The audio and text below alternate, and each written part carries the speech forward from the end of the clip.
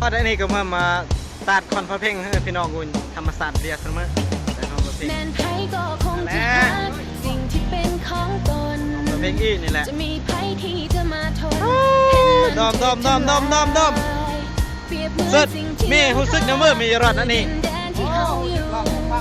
พวกเฮาต้องเจอฮักษาพัฒนา Save the land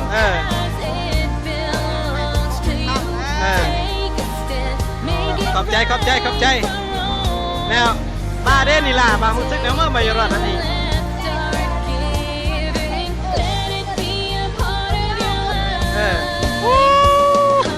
บายพี่น้องเอ้ยขอสัมภาษณ์ดิ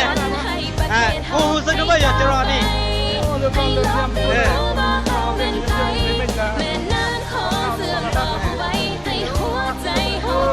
ใจและนี่ได้รู้สึกว่าสุข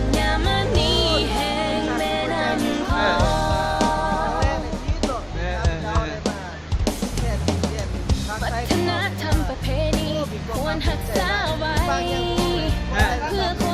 มีจิตแนะนำมีจิตแนะนำเรียงน้ำมืออันยอดนั่นนี่